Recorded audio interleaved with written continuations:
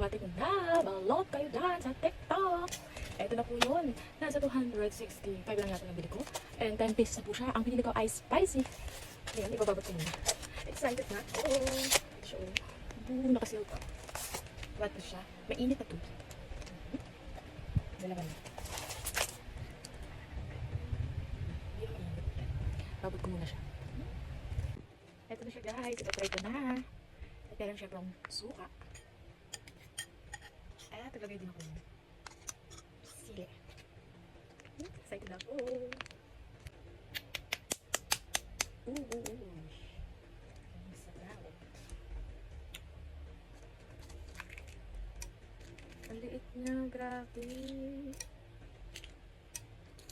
Siyempre, hindi mawawala yung higop sa bahaw. Oh my God, may lasa na. At ang hangin niya, hindi siya masyadong anghang. Pero sakto-sakto. Paano nila ito nalalagyan ng lasa? Oh my God, ang liit. Sa mga ayaw kumain malalaking sisiw dyan, oh. Grabe. May lasa na niya.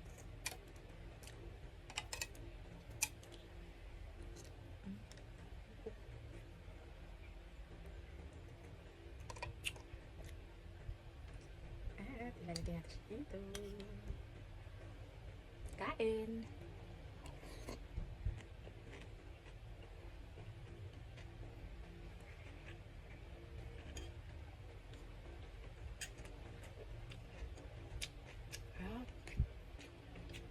Baka malambot. Masarap yung ano.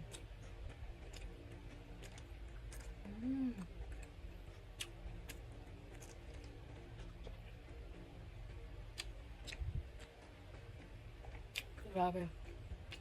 Ang sarap. Ito ang sulat. Ay, ta. Pandalawa ko na.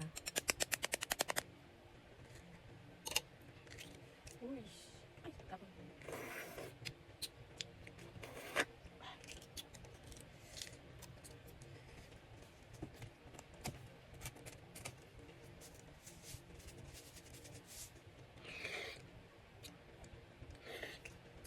Grabe, may lasa naman. Paano kaya nila lalagay?